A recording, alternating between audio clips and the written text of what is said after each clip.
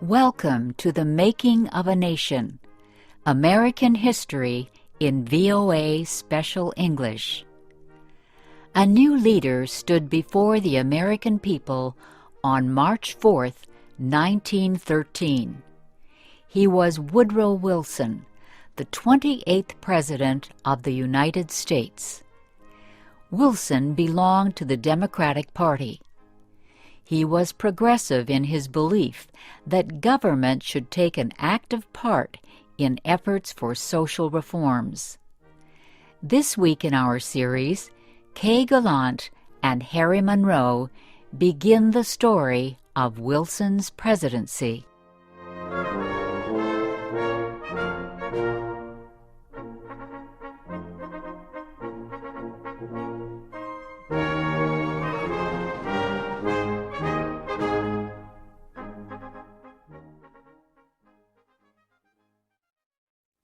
Woodrow Wilson had spent most of his life at Princeton University. First, he was a professor. Then he was university president. Next, Wilson was elected governor of the state of New Jersey. His early success as governor made him a leading candidate for the Democratic presidential nomination in 1912. Wilson traveled widely around the country during the campaign. He made speeches to many groups. He tried to make himself and his ideas known to as many Americans as possible. Wilson called his program the New Freedom. One of his campaign promises was to fight for better conditions for America's small business owners.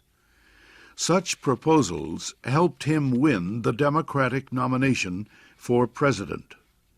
Then he defeated President William Howard Taft and former President Theodore Roosevelt in the election. Woodrow Wilson, the former president of a university, had become the president of a nation. The largest crowd in Washington, D.C.'s history welcomed Wilson outside the Capitol building on the day of his inauguration.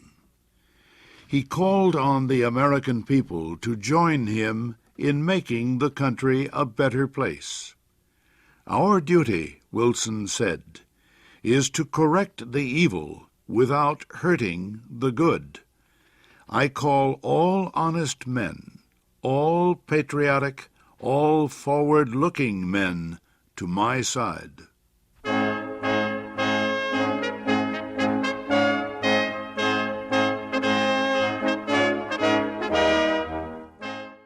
Wilson wasted no time.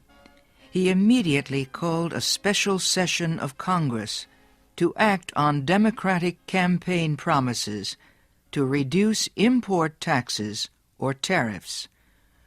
Wilson felt strongly about the need to reform these taxes. He broke tradition by leaving the White House to appear before Congress in person to appeal for his tariff proposals. Many members of Congress opposed Wilson's plans, but the new president used the results of a Senate investigation to win the fight. The investigation showed that a number of senators owned companies that depended on high tariffs for their profits.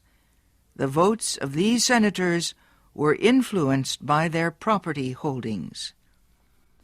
Public knowledge of the situation forced many of them to give up their holdings and stop resisting tariff reform. Congress finally approved Wilson's proposals. Lower tariffs reduced the amount of money taken in by the federal government. So the Senate also approved a tax on income or earnings.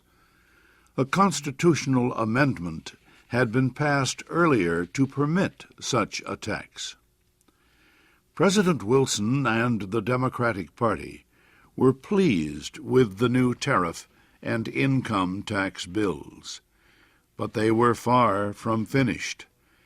Next, they turned their efforts to reform of the banking industry.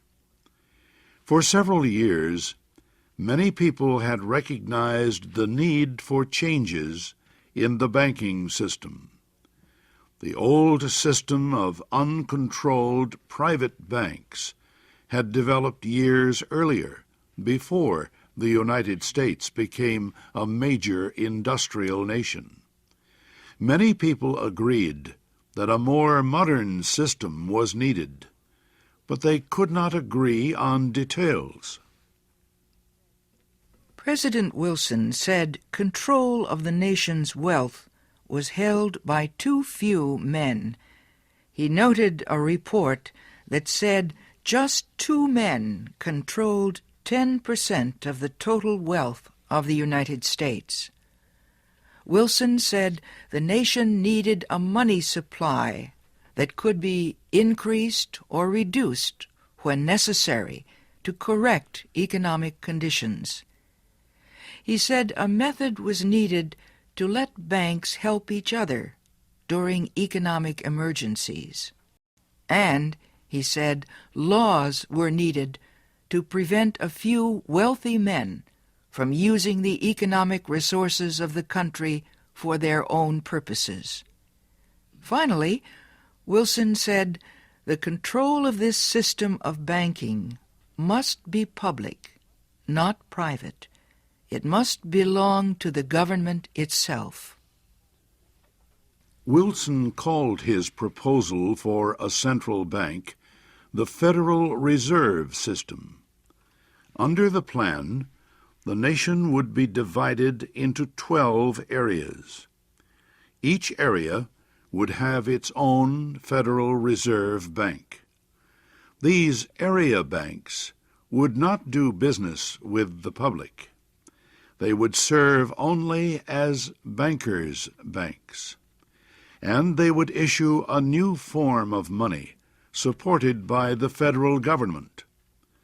Most important, the leaders of the new system would be chosen by the government, not by private business.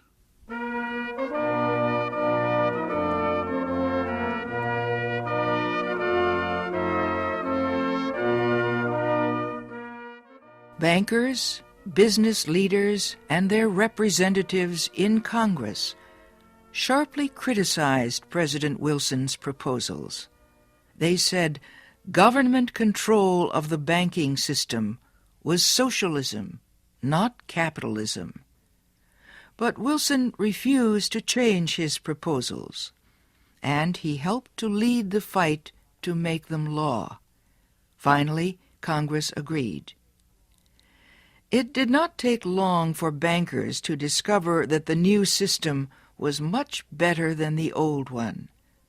Today, the Federal Reserve System is one of the most important institutions in the United States. For Woodrow Wilson, the fight over the banking system was yet another political success. He had won major reforms in the nation's tariff